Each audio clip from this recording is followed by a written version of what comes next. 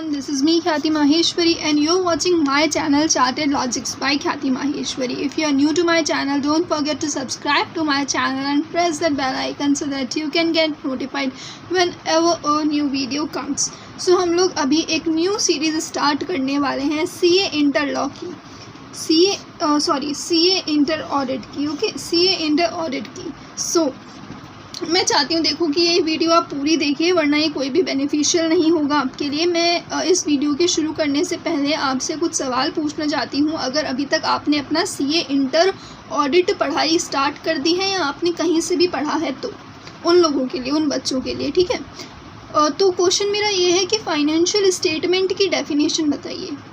Financial statement की definition बताइए, उसकी कंपोनेंट्स नहीं. ये मत बताना कि balance sheet, P&L, notes to accounts, नहीं. फाइनेंशियल स्टेटमेंट की आप मुझे डेफिनेशन बताइए. और मैं अगर आपको पता है, अभी इस समय पता है, तो मैं चाहती हूँ कि आप इस वीडियो को पॉज करिए और कमेंट करिए मुझे, और ये ज़रूर बताइएगा कि हमने पहले इसे बताया है. और अगर नहीं, आपको पता नहीं है इसके बारे में, तो ये भी मुझे कमेंट करके ज़रूर से बताइएगा कि हमारे टीचर ने हमें फाइनेंशियल स्टेटमेंट की डेफिनेशन या तो पढ़ाई नहीं है, और या तो पढ़ाई है तो हमें याद नहीं है, ठीक है. क्योंकि ये वो छोटी छोटी चीज़ें हैं. चलो, आपको फाइनेंशियल स्टेटमेंट की डेफिनेशन अगर आपको पता है, तो क्या आपको लगता है कि ऑडिट एक थ्योरी सब्जेक्ट है? तो भी मुझे बताइएगा, क्योंकि ICAI के अकॉर्डिंग, ICAI के मॉड्यूल के अकॉर्डिंग जो, और मेरे अकॉर्डिंग भी, ऑडिट जो है वो सबसे ज़्यादा प्रैक्टिकल सब्जेक्ट है आपके CA इंटर करिकुलम के अंदर, ओके. और ये ICAI भी इस बात को मानता है. आपको अगर यकीन नहीं हो तो मैं आपको इसके बाद में स्क्रीनशॉट भी दिखाऊंगी, नहीं तो फिर आप अपने मॉड्यूल का फर्स्ट पेज प्रीफेस खोल के एक बार ज़रूर से पढ़ लीजिएगा, ओके. चलो छोड़ो इस बात को, अपन स्टार्ट कर रहे हैं CA इंटर ऑडिट. और मैं आपको यकीन दिलाती हूँ कि अगर आप मेरे इस सीरीज़ को देख लेते हैं तो आपके पक्का पास तो 100% होंगे. उसके बाद में आपके खुद के एफर्ट्स करते हैं तो आपकी आएगी इस बार ऑडिट के अंदर एग्जम्पशन. क्योंकि मेरे खुद के बहुत अच्छे मार्क्स थे ऑडिट के अंदर. I scored 74 marks in CA IPCC auditing, okay. और अपन पढ़ने वाले हैं ऑडिट को एक बहुत ही इंटरेस्टिंग वे के अंदर, इस तरीके के अंदर कि आपको आपके आंसर्स यहीं पे याद हो जाएंगे, आपको आपके आंसर्स यहीं पे याद हो जाएंगे. और बने रहिएगा इस वीडियो के अंदर. और एक और बात, स्टार्ट करने से पहले एक और बात कहना चाहूँगी. अगर इस वीडियो को देखकर आपको कोई भी फ़ायदा होता है, कुछ भी, अगर आपके रिव्यूज, सजेशंस या फिर अच्छे नहीं लगते हैं, तो भी मुझे आप कमेंट करके ज़रूर से बताइएगा. और अगर अच्छा लगता है तो अपने किसी एक फ्रेंड को ज़रूर से शेयर करिएगा, जिसकी हो सकता है इस वीडियो से कोई ना कोई हेल्प हो जाए. वही मेरा मेन मोटो है. देखो, जितने लोगों के पास में ये पहुँचेगा, जितना ज़्यादा हेल्प हो सकेगी, उतना ही ज़्यादा मोटिवेशन हमें मिलता है आप CA इंटर वालों के लिए वीडियो बनाने के लिए. क्योंकि मैं बेसिकली डील करती हूँ CA फाइनल सब्जेक्ट्स के ऊपर, ओके. सो उस चीज़ को छोड़ते हुए अपन आज पूरा कंसंट्रेशन करेंगे CA इंटर ऑडिट से. मैं आपको उठाने वाली हूँ आपके बेस से. आपके बेस को स्ट्रॉन्ग करेंगे तभी बिल्डिंग जाके स्ट्रॉन्ग बनेगी, तभी पेपर के अंदर अच्छी तरीके से लिख पाएंगे, तभी माइंड के अंदर आएगा कि क्या लिखना है, ठीक है. तो स्टार्ट करते हैं CA इंटर ऑडिट को लेकर. सो ICAI अपना इंस्टीट्यूट दो तरीके के स्टैंडर्ड्स निकालता है. कौन कौन से स्टैंडर्ड्स निकालता है? Standards on auditing and standards on accounting standards. Basically SA और AS प्लस. मैं इस चैप्टर को कंप्लीट करने के बाद में, यहाँ की इस वीडियो को कंप्लीट करने के बाद में आपको दिखाने वाली हूँ कुछ वर्कशीट्स भी, ओके. कुछ वर्कशीट्स भी जो कि बहुत ज़्यादा इम्पोर्टेंट होगी आपके पेपर के लिए, ओके. जो बहुत ज़्यादा इम्पोर्टेंट होगी आपके पेपर के लिए, प्लस वो आपको हेल्प करेगी एग्ज़ाम प्रॉपरली देने के लिए और प्रॉपरली प्रिपेयर करने के लिए, उसके लिए, ओके. जो कि पर्सनली मैंने भी ली थी, मैंने भी उसको वर्क किया था बहुत ज़्यादा उसके ऊपर, ठीक है. सो यस, ICAI दो तरीके की स्टैंडर्ड्स निकालता है, accounting standards and standards on auditing. Standards on auditing अपन पढ़ेंगे अपने ऑडिट के सब्जेक्ट्स के अंदर, और AS अपन पढ़ते हैं अकाउंटिंग एंड एडवांस अकाउंट्स के अंदर, ओके.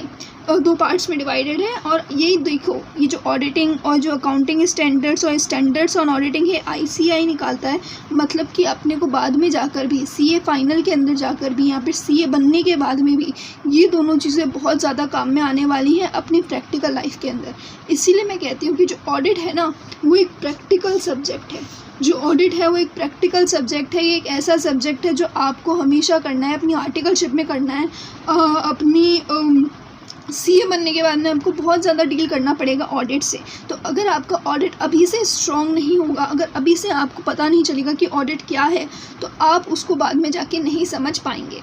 ठीक है, मैं अभी इसलिए समझा रही हूँ क्योंकि देखिए अपना फर्स्ट लेक्चर है, बाद में जाके तो अपने पास चीज़ें आ जाएंगी। मैं लेकिन बीच बीच में आपको गाइडेंस नोट ज़रूर देती रहूँगी कि किस तरीके से अपने को प्रिपेयर करना है इस सब्जेक्ट को और किस तरीके से अपने अच्छे मार्क्स आने चाहिए। और मैं आपके साथ शेयर करूँगी अपने प्रैक्टिकल एक्सपोजर्स भी। ओके, सो ऑडिट का जेनेसिस कहाँ से आया है, ऑडिट का जन्म कहाँ से हुआ है? ऑडिट का जन्म हुआ है वर्ड ऑडायर से।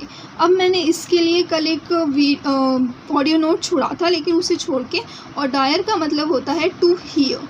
पहले के ज़माने में क्या होता था ना, राजा होता था। ठीक है, पहले के ज़माने में राजा होता था और राजा का मंत्री होता था।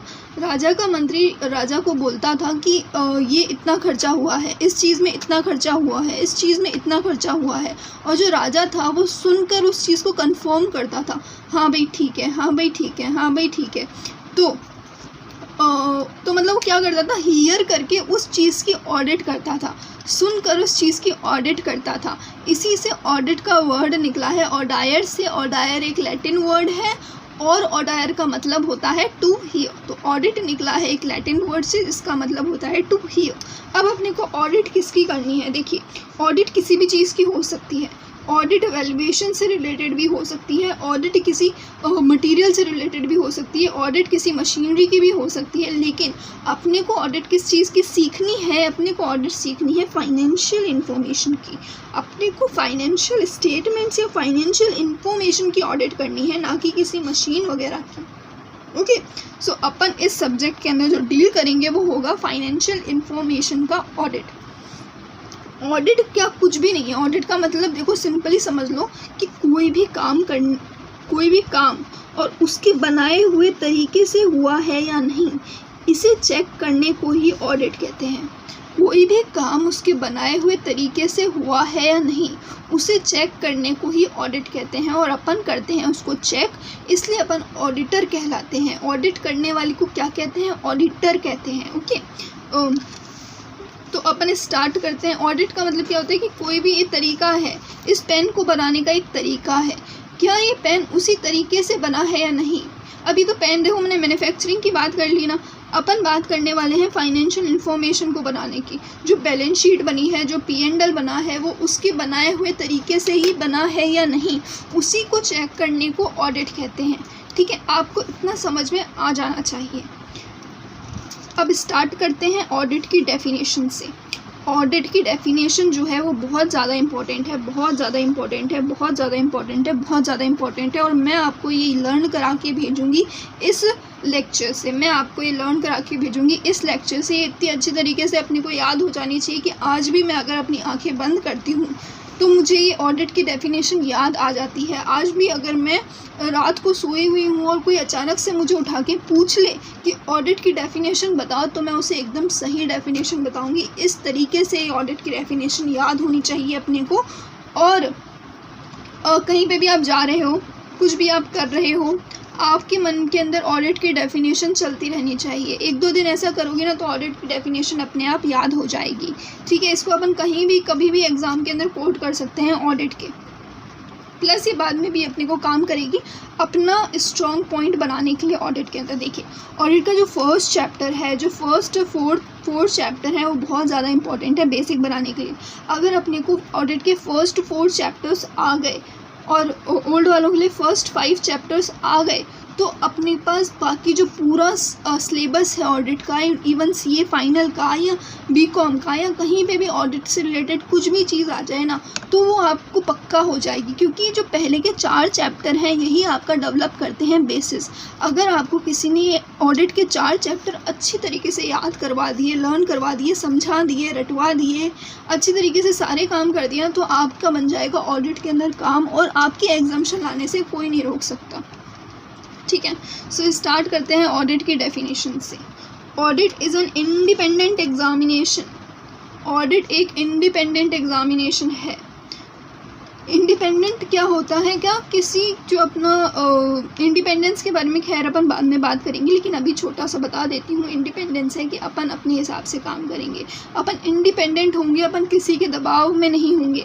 तो ऑडिट का जो एग्जामिनेशन होता है, एग्जामिनेशन जो अपन करते हैं ना, जांच करते हैं ना, जो अपन चेक करते हैं उसे बोलते हैं ना एग्जामिनेशन। तो चेक जो अपन करते हैं वो इंडिपेंडेंट होना चाहिए, किसी के दबाव में आके नहीं होना चाहिए। ऑफ फाइनेंशियल इन्फॉर्मेशन, ये मैंने आपको पहले ही बता दिया कि अपन जो ऑडिट करेंगे वो करेंगे फाइनेंशियल इन्फॉर्मेशन का। So audit is an independent examination of financial information of an entity, किसी भी एंटिटी का, वेदर प्रॉफिट ओरिएंटेड और नॉट, चाहे वो प्रॉफिट बना रही है चाहे वो प्रॉफिट नहीं बना रही है, irrespective of its size and legal form. और ज़रूरी नहीं है उसका साइज़ क्या भी हो, उसका लीगल फॉर्म क्या भी हो, या वो प्रॉफिट ओरिएंटेड हो या नहीं हो, उसका ऑडिट अगर होगा तो इसी तरीके से होगा। ऑडिट इज़ एन इंडिपेंडेंट, मेरे साथ बोलिए, मेरे साथ अगर बोलेंगे तो आपको ये जल्दी जल्दी याद हो जाएगी। मैं बोल रही हूँ, मेरे साथ साथ आप भी बोलिए, ओके। जहाँ पे भी बैठे हैं आराम से बोलिए, कोई चिंता वाली बात नहीं। जितना अपन बोलते हैं, वोकल जो अपन करते हैं ना एक्सरसाइज, वोकल एक्सरसाइज कहलाती है ये। जो अपन बोलते हैं ना वो अपन को ज़्यादा देर याद रहता है, इनरिस्पेक्टिव कि अपन ने उसे पढ़ा हो या फिर अपन ने उसको रीड किया हो, ठीक है ना, या फिर अपन ने उसे देखा हो या किसी को बोलते हुए सुना हो। उससे ज़्यादा वर्क करता है अगर आप किसी चीज़ को ज़ोर ज़ोर से चिल्लाकर बोलेंगे तो मेरे साथ साथ आप भी बोलिए। Audit is an independent examination of financial information of an entity whether profit oriented और not irrespective of its size and legal form. इस तरीके से बोलिए, audit is an independent examination of financial information of an entity whether profit oriented or not irrespective of its size and legal form. Okay, where such an examination is conducted, जब वो examination इस तरीके से conduct हुआ हो with a view to express an opinion on the same। Main काम क्या है अपना, अपने को एक्सप्रेस करना है अपना opinion. we have to express our opinion on the same। okay, we have to express our opinion on the same।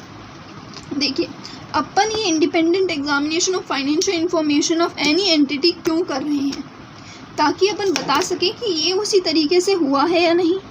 इसी को बोलते हैं कि अपने को एक्सप्रेस करना है अपना ओपिनियन कि क्या वो उसी के बनाए हुए तरीके से हुआ है या नहीं। ओके, तो audit is an independent examination of financial information of any entity. क्यों हो रहा है वो, कंडक्ट क्यों हो रहा है, एग्जामिनेशन कंडक्ट क्यों हो रहा है, with a view to express an opinion on the same। अपना व्यू क्या है कि अपने को उसका ओपिनियन अब फॉर्म करना है। सो अपन ने क्या क्या पढ़ लिया कि ICI बनाता है SAS, उसके बाद में ऑडिट क्या एक थ्योरी सब्जेक्ट है, नहीं, ये मोस्ट प्रैक्टिकल ओरिएंटेड सब्जेक्ट है। ऑडिट का जेनाइंस कहाँ से आया है, और डायर से आया है, और डायर का मतलब होता है टू हियर। अपने को किस चीज़ की ऑडिट करनी है, फाइनेंशियल इंफॉर्मेशन की ऑडिट अपने को करनी है। ऑडिट की डेफिनेशन पढ़ लीजिए, ऑडिट की डेफिनेशन रट लीजिए, ऑडिट की डेफिनेशन याद कर लीजिए। और एक और मैं बात बता देती हूँ, ये जो अपन पढ़ रहे हैं ना independent examination, financial information, entity, opinion, इसके बारे में अपन है ना बाद में जाके बहुत ज़्यादा डिटेल में पढ़ने वाले हैं, बहुत ज़्यादा डिटेल में पढ़ने वाले हैं। तो क्या है ना कि सीक्वेंस में चीज़ें हैं, उसको याद करने के लिए ऑडिट की डेफिनेशन बहुत इंपॉर्टेंट है। ओके, ऑडिट की डेफिनेशन बहुत इंपॉर्टेंट है उस हिसाब से भी। सो एक और बार अपन ऑडिट की डेफिनेशन याद कर लेते हैं कि audit is an independent examination of financial information of any entity whether profit oriented or not irrespective of its size and legal form where such an examination is conducted with a view to express an opinion on the same।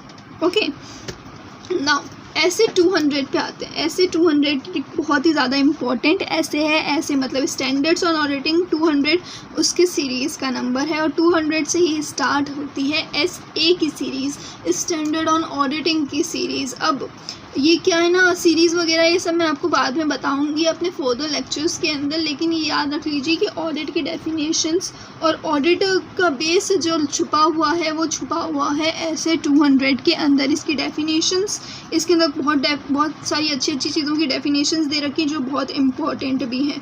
और ऐसे का नाम क्या है, ऐसे का नाम है ओवरऑल ऑब्जेक्टिव। ऑब्जेक्टिव क्या है, overall objective. Overall objective of an independent auditor, auditor कैसा होना चाहिए, हमेशा इंडिपेंडेंट होना चाहिए। And conduct of an audit, overall objective of an independent auditor and conduct of the audit in accordance with SA, in accordance with SA, in accordance with SA. ये भी आपको साथ साथ बोलना है क्योंकि इसका नाम और नंबर याद होना चाहिए। ऐसे का नाम याद होना चाहिए, ऐसे का नंबर याद होना चाहिए, एग्ज़ाम के अंदर कोड करके आना चाहिए, सही जगह पर सही ऐसे, सही का नाम याद होना चाहिए, सही ऐसे कोड करके आना चाहिए, तभी आपको मिलेंगे पूरे मार्क्स। और पूरे मार्क्स तभी मिलते हैं जब अपन अच्छी तरीके से लिखें, अच्छी तरीके से ICA की लैंग्वेज पकड़े। ओके, और सही जगह पे ही लिखना, गलत जगह पर मत कोड कर देना। ओके, अगर याद नहीं आ रहा है तो। ऐसे 200, ऐसे 200 का मतलब है ओवरऑल ऑब्जेक्टिव। देखो डिवाइड कर लो, डिवाइड कर लो, जो चीज़ याद नहीं हो रही उसे डिवाइड कर लो, जो चीज़ याद नहीं हो रही उसे डिवाइड कर लो, या तो समझ लो, समझ के डिवाइड करके रटना है। समझना भी है, डिवाइड भी करना है, और रटना भी है, और याद भी रखना है। ठीक है, बहुत सारे काम है अपने पास। Overall objective of an independent auditor and the conduct of audit in accordance with SA. Okay, overall objective of an independent auditor and conduct of the audit in accordance with SA। एक और बार, overall objective of an independent auditor and conduct of the audit in accordance with SA 200। Okay, अब अपन को करनी थी financial information की audit. अपने को क्या करनी थी, फाइनेंशियल इंफॉर्मेशन की ऑडिट। अब लेकिन जो अपन ऑडिट करते हैं फाइनेंशियल इंफॉर्मेशन की, वो कैसा होता है, वो होता है historical financial information. Yes, historical financial information होता है। प्रेजेंट का थोड़ी ना होता है, फ्यूचर का थोड़ी ना पता है फाइनेंशियल इंफॉर्मेशन क्या होगा। हिस्टोरिकली होता है, जिसे अपन चेक करते हैं कि ये ठीक बनाए कि नहीं बनाए, है ना, ये ठीक बनाए कि नहीं बनाए। एक चीज़ समझ लो कि अपन ने 11th और 12th में अकाउंट्स सीखी थी, अकाउंट्स करते थे अपन। अब अपना अकाउंट का काम ख़त्म हो गया है, अब अपने को इसी अकाउंट को चेक करना है। तो अकाउंट्स जो अपन ने बनाए थे वो कैसे बनाए थे, पहले बनाए थे ना, हिस्टोरिकल है वो। हिस्टोरिकल फाइनेंशियल इंफॉर्मेशन को चेक करना है, और इसकी डेफिनेशन भी याद होनी चाहिए। मुझे बताइएगा कि कितने लोगों को पता है हिस्टोरिकल फाइनेंशियल इंफॉर्मेशन की डेफिनेशन। यस, डेफिनेशन क्या होती है हिस्टोरिकल फाइनेंशियल इंफॉर्मेशन की, वो आज आप मेरे साथ सीखेंगे। हिस्टोरिकल फाइनेंशियल इंफॉर्मेशन मतलब कोई सी भी इंफॉर्मेशन जो कि मॉनेटरी फॉर्म में है, क्योंकि यहाँ पे आ रहा है फाइनेंस, फाइनेंशियल इंफॉर्मेशन होती है। ठीक है, ऑफ एनी पर्टिकुलर एंटिटी, कोई भी पर्टिकुलर एंटिटी की। अब देखिए कंफ्यूज मत हो जाइएगा ऑडिट की डेफिनेशन और हिस्टोरिकल फाइनेंशियल इंफॉर्मेशन की डेफिनेशन के अंदर। ओके, इसीलिए अपने को एक डेफिनेशन 100% आनी चाहिए और दूसरी के बारे में पता होना चाहिए थोड़ा बहुत क्या क्या है, और उसके कुछ कुछ इंपॉर्टेंट पॉइंट्स याद होने चाहिए। इसके अंदर भी हो सकता है आपसे कुछ 2 मार्क्स का क्वेश्चन पूछ ले एग्जामिनर। ठीक है, कोई भरोसा नहीं है कि कहाँ से पूछेगा एग्जामिनर। हमेशा यही सोच के रखिए कि अपने को पूरा पढ़ के जाना है, अपने को पूरा पढ़ के जाना है। ठीक है, आपने को कीवर्ड्स याद रखना है, कीवर्ड्स याद करना है। और कीवर्ड्स क्या है मैं आपको यहाँ पे बताने वाली हूँ। ठीक है, इन्फॉर्मेशन क्या है, जो मॉनेटरी है, of any particular entity, derived form कहाँ से आया है, हिस्टोरिकल फाइनेंशियल इन्फॉर्मेशन, एंटिटी के अकाउंटिंग सिस्टम में से ही तो निकलेगा financial information. It is derived from the entities accounting system and it is about economic events and economic conditions. ये है कीवर्ड्स। इकोनॉमिक इवेंट्स के बारे में बताता है, इकोनॉमिक कंडीशंस के बारे में बताता है। अकर्ड इन पास्ट टाइम और पीरियड, पास्ट में हुआ है तभी तो हिस्टोरिकल है। Historical events occurred in past time and events and at historical condition at point in time in the past. दोनों चीज़ें क्या है, पास्ट में हुई है। क्या क्या हुई है, हिस्टोरिकल इवेंट्स हुए हैं, हिस्टोरिकल कंडीशन हुई है, इवेंट्स हुए हैं, कंडीशंस हुई है। ऐसे इवेंट में हमारे साथ ऐसी कंडीशन हो गई थी, ऐसे याद कर लीजिए।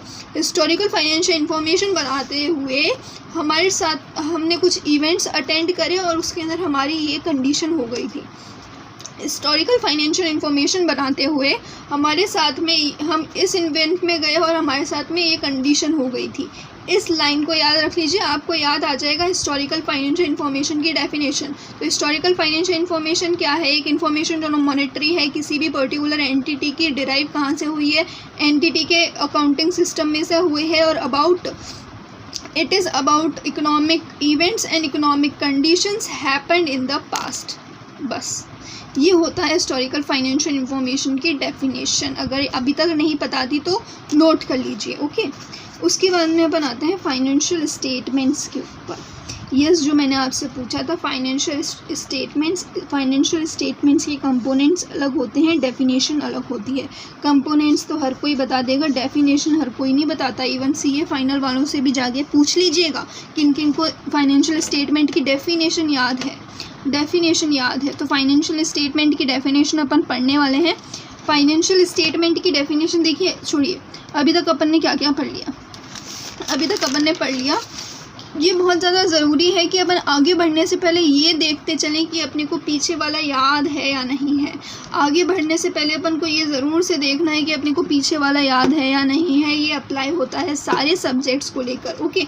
सारे सब्जेक्ट्स को लेकर आज आप पहले, अगर आपका कोई सा भी सब्जेक्ट चल रहा है और आप इस वीडियो में अब तक मेरे साथ बने हुए हैं, तो मैं चाहती हूँ कि आप कोई सी भी किताब उठाइए, उसके फर्स्ट पेज को एक बार पढ़ लीजिएगा और ये याद करिएगा कि आपको कितना उसमें से याद है। आप आगे तो बढ़ते जा रहे हैं, क्या आपको पीछे वाला याद है या नहीं है। तो बहुत ज़्यादा ज़रूरी है चीज़ों को रिवाइज़ करना, बहुत ज़्यादा ज़रूरी है चीज़ों को रिवाइज़ करना। इससे भी ज़्यादा ज़रूरी है कि आप आगे बढ़ रहे हैं, ओके। सो याद करते हैं अपन, इसलिए छोटे पॉइंट्स बना लीजिए, ओके। आईसीआई दो तरीके की चीज़ें निकालता है, एस ऑडिट क्या है, एक प्रैक्टिकल सब्जेक्ट है। ऑडिट का जेनेसिस कहाँ है, ऑडायर है, इसका मतलब है 2 years ऑडिट करते हैं अपन फाइनेंशियल इन्फॉर्मेशन की। Audit is an independent examination of financial information of any entity with a view to express an opinion on the same of any entity irrespective of its size and legal form, and the examination is conducted with a view to express an opinion on the same। इस तरीके से हाथ रख के उसके बाद में बोलिएगा आंखें बंद करके, ओके। उसके बाद में है ऐसे 200 है overall objective of an independent auditor and conduct of the audit in accordance with ऐसे 200, ओके। उसके बाद में है फाइनेंशियल इन्फॉर्मेशन। तो अभी बताया, ऐसा इवेंट के अंदर गए हम और हमारे साथ ये कंडीशन हो गई पास्ट के अंदर। उसके बाद में अपन अब आते हैं फाइनेंशियल स्टेटमेंट्स के ऊपर। फाइनेंशियल स्टेटमेंट्स है एक स्ट्रक्चर्ड रिप्रेजेंटेशन। फाइनेंशियल स्टेटमेंट है एक structured representation of historical financial information including related notes included intended to show entities economic results and position as per applicable financial reporting framework। ये एक structured representation है, ठीक है। कहाँ से डिराइव हुआ है, हिस्टोरिकल फाइनेंशियल इन्फॉर्मेशन से डिराइव हुआ है। इंक्लूड क्या क्या करता है, नोट्स को इंक्लूड करता है। और ये इंटेंट क्या करता है, ये शो करता है एंटिटी की रिजल्ट्स को और एंटिटी की पोजीशन को as per applicable financial reporting framework. Applicable financial reporting framework क्या होता है, ये अभी अपन जस्ट पढ़ने वाले हैं। ये हो फाइनेंशियल स्टेटमेंट क्या है, फाइनेंशियल स्टेटमेंट एक स्ट्रक्चर्ड रिप्रेजेंटेशन है of historical financial information including related notes and intended to show entities economic results and position as per applicable financial reporting framework. इस तरीके से अपन अगर डिवाइड करके पढ़ते हैं और याद करते हैं और 3-4 बार पढ़ लेते हैं, ज़ोर से बोल लेते हैं, तो हमें को ऑडिट समझ में भी आ जाती है और याद भी हो जाती है। ठीक है। अब अपन बात करते हैं डेफिनेशंस की बात कर ली, अब कंपोनेंट्स की बात करते हैं जो सबको पता है, balance sheet, P&L, cash flow statement and notes. अब तक अपन ने पढ़ लिया ऑडिट की डेफिनेशन, हिस्टोरिकल फाइनेंशियल इंफॉर्मेशन की डेफिनेशन। हिस्टोरिकल फाइनेंशियल स्टेटमेंट क्या है? हिस्टोरिकल फाइनेंशियल इंफॉर्मेशन ही तो है, स्ट्रक्चर्ड रिप्रेजेंटेशन है हिस्टोरिकल फाइनेंशियल इंफॉर्मेशन का, उसी को बोलते हैं फाइनेंशियल स्टेटमेंट। फाइनेंशियल स्टेटमेंट्स की डेफिनेशंस भी पढ़ ली और अपन ने कंपोनेंट्स भी पढ़ लिए। अब अपन बात करते हैं फाइनेंशियल रिपोर्टिंग फ्रेमवर्क की। फाइनेंशियल स्टेटमेंट्स क्या किससे बनता है? एप्लीकेबल फाइनेंशियल रिपोर्टिंग फ्रेमवर्क से ही बनता है। तो सब कुछ क्या है? इंटरकनेक्टेड है। इंटरकनेक्शन से पढ़ोगे तो जल्दी याद हो जाएगा। इंटरकनेक्शन करना सीखो, ऑडिट के अंदर कहानियाँ बनाना सीखो। ऑडिट के अंदर की ऑडिट है, ऑडिट में से निकला फिर हिस्टोरिकल फाइनेंशियल इंफॉर्मेशन, फिर उससे निकला फाइनेंशियल स्टेटमेंट। फाइनेंशियल स्टेटमेंट क्या है? Structured representation of historical financial information. और जो फाइनेंशियल स्टेटमेंट है it is derived from applicable financial reporting framework. तो अब अपन पढ़ेंगे एप्लीकेबल फाइनेंशियल रिपोर्टिंग फ्रेमवर्क के बारे में। ओके, सो एप्लीकेबल फाइनेंशियल रिपोर्टिंग फ्रेमवर्क एक क्राइटेरिया है, एक तरीके का तरीका है जिससे अपन निकालते हैं MRPD। MRPD निकालते हैं अपन। MRPD मतलब मेजरमेंट, रिकॉग्निशन, प्रेजेंटेशन, डिस्क्लोजर। अगर किसी ने AS पढ़ रखा है तो AS1 को जाके देखिएगा, उसके अंदर भी लिख रखा है यही चीज़ कि MRPD है। MRPD मतलब क्या है? मेजरमेंट करने का तरीका, रिकॉग्निशन करने का तरीका बताता है और प्रेजेंटेशन एंड डिस्क्लोजर करने का भी तरीका बताता है। कौन बताता है? Applicable financial reporting framework. क्योंकि एप्लीकेबल फाइनेंशियल रिपोर्टिंग फ्रेमवर्क अलग होता है, फाइनेंशियल रिपोर्टिंग फ्रेमवर्क तरीका बताता है MRPD करने का, measurement, recognition, presentation and disclosures of all material fact appearing in the financial statement, of all material fact appearing in the financial statements. अब बात करते हैं एप्लीकेबल फाइनेंशियल रिपोर्टिंग फ्रेमवर्क की। देखिए फाइनेंशियल रिपोर्टिंग फ्रेमवर्क कई तरीके के हो सकते हैं, बहुत सारे तरीके के फाइनेंशियल रिपोर्टिंग फ्रेमवर्क हो सकते हैं। जैसे कि डेप्रिसिएशन को निकालने का बहुत सारा तरीका है, लेकिन मैनेजमेंट ने क्या अडॉप्ट किया? अडॉप्टेड बाय मैनेजमेंट ने क्या अडॉप्ट किया? प्लस एक्सेप्टेबल क्या है? अपनी nature and objective of financial statement and nature of entity को देखते हुए अपनी जो एंटिटी है वो क्या, कौन से फाइनेंशियल रिपोर्टिंग फ्रेमवर्क को एक्सेप्ट कर सकती है, और मैनेजमेंट ने क्या डिसाइड किया है कि अपन कौन सा फाइनेंशियल स्टेटमेंट फ्रेमवर्क को अप्लाई करेंगे। तो जब अपन ये दोनों चीज़ें डिसाइड कर लेते हैं कि अडॉप्शन भी हो जाता है प्लस एक्सेप्ट भी हो जाते हैं फाइनेंशियल रिपोर्टिंग फ्रेमवर्क, तो उसको अपन बोल देते हैं कि ये हो गए अब अपने acceptable applicable financial reporting framework. Applicable financial reporting framework से ही तो बनता है financial statement and financial statement क्या है? Structured representation of financial information of historical financial information of any entity. Okay, तो इस तरीके से इंटरलिंकिंग करना सीखो, इंटरलिंकिंग से एक चीज़ सब कुछ याद होती जाएगी, जल्दी से रिवीजन होता जाएगा। ठीक है, अभी तक मैं यहाँ पे ही रुकती हूँ अपने फर्स्ट लेक्चर को, लेकिन अभी अपन करेंगे वर्कशीट। देखना है कि आपको कितना याद है। अगर आपको याद नहीं है, सब चीज़ों को नोट कर लो, याद कर लो कि अपन ने क्या क्या पढ़ा है। अपन ने पढ़ा है ऑडिट के बारे में, ऑडिट के बाद में अपन ने पढ़ा है अपने हिस्टोरिकल फाइनेंशियल इंफॉर्मेशन के बारे में, उसके बाद में फाइनेंशियल स्टेटमेंट्स के बारे में, उसके बाद में एप्लीकेबल फाइनेंशियल रिपोर्टिंग फ्रेमवर्क्स और फाइनेंशियल रिपोर्टिंग फ्रेमवर्क्स के बारे में। ओके, सो अपन स्टार्ट करते हैं वर्कशीट करना। मुझे आप नीचे कमेंट करके बता सकते हैं कि आपको ये नोट्स और वर्कशीट चाहिए क्या। अगर आपको चाहिए तो ये हमारे टेलीग्राम चैनल पे ज़रूर से अपलोड हो जाएगी, ये वर्कशीट भी प्लस ये नोट्स वगैरह भी। ठीक है ना, इससे बहुत आसान हो जाएगा, क्योंकि देखिए चार्ट फॉर्म के अंदर है, डिवाइडेड है, और अगर आपने मेरे साथ पढ़ा है तो ऑफकोर्स आप इंटरलिंकिंग आराम से कर पाएंगे। अगर आप कहीं से भी पढ़े हुए हो तो मैं चाहती हूँ कि आप इस वर्कशीट को सॉल्व करिए। ये वर्कशीट का आप चाहें तो अभी देखिए स्क्रीनशॉट ले लीजिए, अब स्क्रीनशॉट ले लीजिए। ओके, अब स्क्रीनशॉट ले लीजिए। अब आपको ये भरना है। ओके, ये आपका होमवर्क है, ये आपको भरना है। पॉज करिए, भर लीजिए अपने हिसाब से, इसको अच्छी तरीके से इसको सॉल्व कर लीजिए। क्योंकि देखिए क्या होता है ना, 11th में 12th में अपन छोटे टेस्ट लेते रहते हैं, अपन होमवर्क करते रहते हैं, अपने को बार बार टेस्ट देना पड़ता है, तो अपने क्या होती है उस तरीके की आदत बन जाती है। ठीक है, लेकिन जैसे ही अपन CBT करते हैं, इंटर में आते हैं, तो अपन ये काम करना भूल जाते हैं। तो बहुत ज़रूरी है वर्कशीट्स को सॉल्व करना। नहीं है आपके पास में वर्कशीट तो आप खुद अपनी वर्कशीट बना सकते हैं, जैसे कि मैंने बनाई है। नहीं तो आप मुझसे वर्कशीट ले सकते हैं। आप मुझे टेलीग्राम चैनल पे ज़रूर बताइएगा अगर आपको इस तरीके की वर्कशीट्स चाहिए audit and law for CA inter की। प्लस आप कमेंट करके भी मुझे बता सकते हैं। तो अपन अभी स्टार्ट करते हैं इस वर्कशीट को करना। वर्कशीट बोल रहा है कि ICAI SA और AS निकालता है। अब अपने को यहाँ पे क्या भरना है, standards on auditing and AS मतलब अकाउंटिंग स्टैंडर्ड्स, ठीक है। ऑडिट का जेनेसिस कहाँ से आया, ऑडिट का जेनेसिस कहाँ से आया, ऑडायर से आया है। ऑडायर मतलब टू हियो, ठीक है। इस तरीके से अपने को भरना है इसे, ओके। अब अगर आपने कल देखा था इस वाले लेक्चर को या कल इस चीज़ को रिवाइज किया था तो आप एक बार इसे भर सकते हैं। नहीं तो आप इसका प्रिंट आउट 3-4 प्रिंट आउट निकाल सकते हैं जो रेगुलर इंटरवल पे अपन करते रहेंगे, ठीक है। Audit is an independent examination of financial statements of financial information of an entity whether profit oriented or not, irrespective of its size and legal form, where such examination is held or is conducted with a view to express an opinion on the same, okay। उसके अंदर में ऐसे 200 overall objective of an independent auditor and conduct of the audit in accordance with ऐसे 200, okay.